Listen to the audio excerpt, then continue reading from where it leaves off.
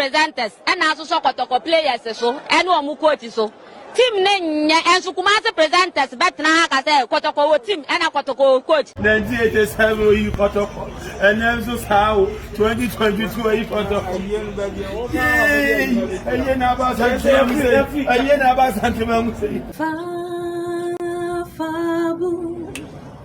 The club is big and huge, with the help of His Royal Majesty and the team, we shall always win. We won't ever lose anything.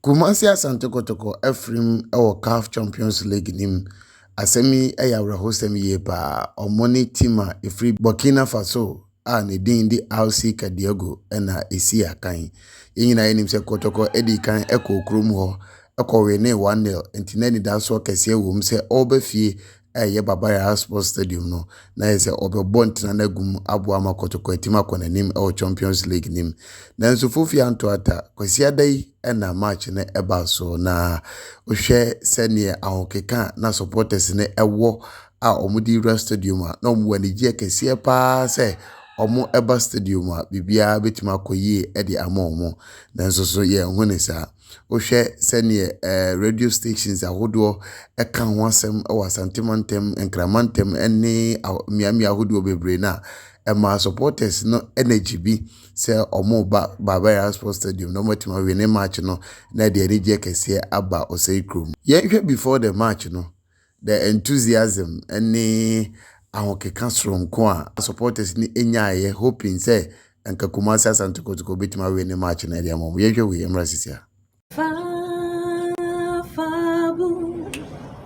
The club is big and huge, with the help of His Royal Majesty and the team, we shall always win. We won't ever lose anything. Fabu. Where they play Fab the greatest. Come up, tell me the Asante Kotoko say yeah. Asante Kotoko, Asante Kotoko. Ogo ma apim beba oja fabulous ya dru ho dada du ho no match say ya bompa say stadium no emma na cruise na kasankasa o keeper no ball corner so na say edam susraw sa ya lande wo ho no say otimi say koso amanfo ba kakra ya ojidie se bema ya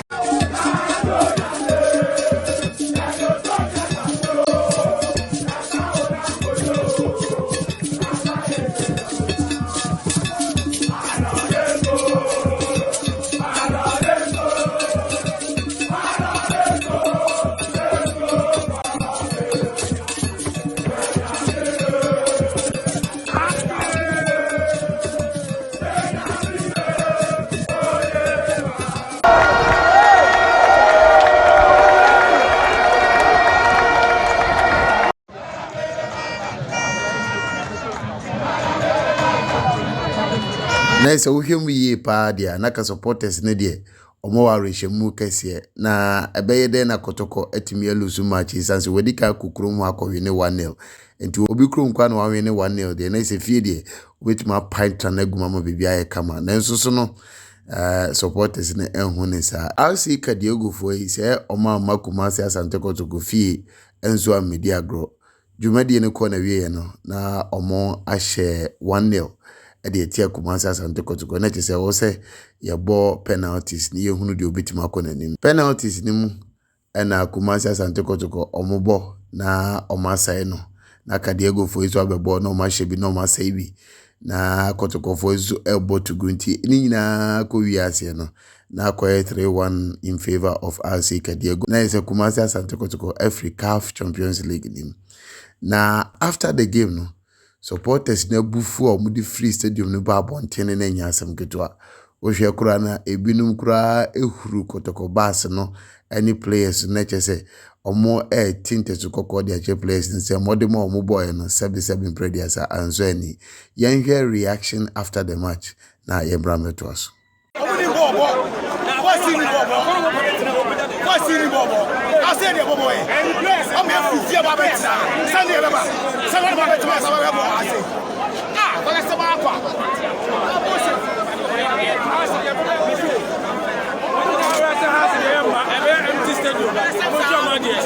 close door.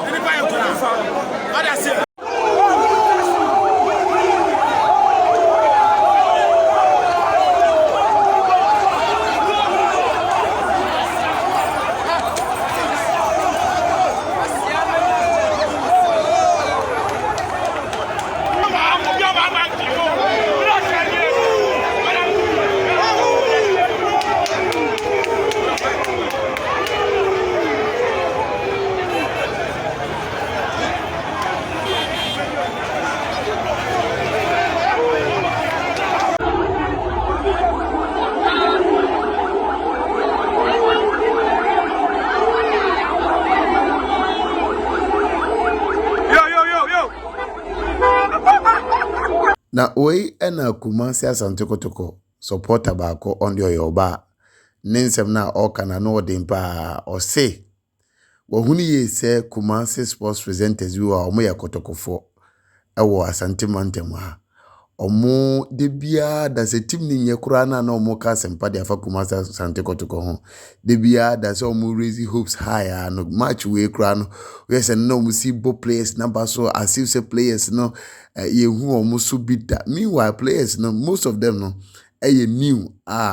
CAF Champions League kura omo tasty bida na say na omo see kano Asante Mountain GG players no as players ne ba no ba oton trambe enuma sensia ama victory na yekesi wo Kumasi nenso no onde wa hunu nsa nti okache Kumasi sports journalist na omo Kumasi Asante Kotoko fo ne say omo susu ha omani emmo team na ba so sense team na nye team no se ne mu na enye kura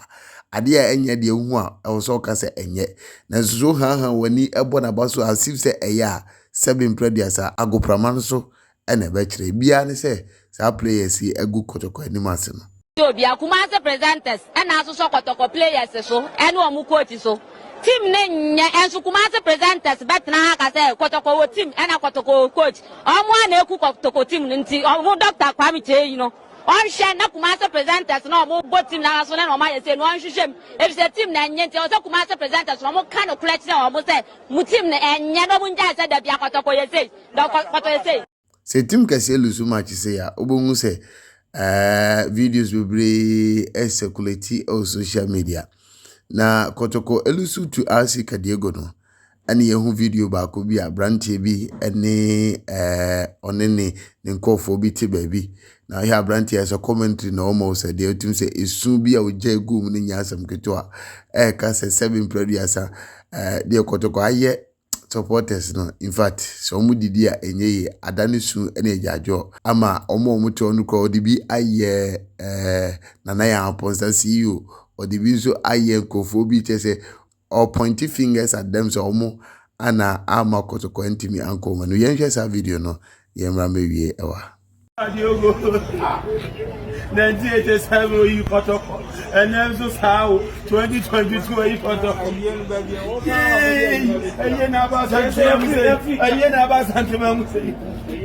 I was happening at your painter of us your brother Bravo go up until run and nano a bunny about or run on your bonza and a bravo go have down Kotoko in Guasini over Africa and can you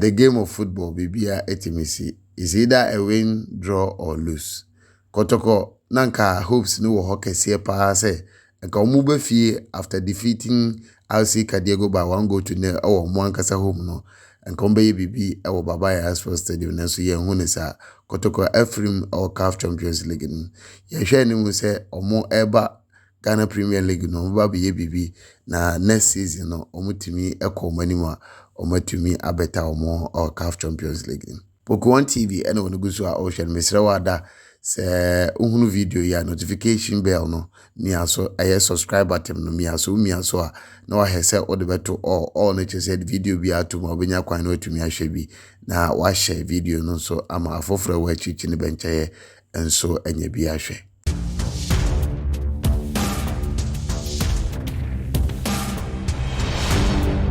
Poku TV.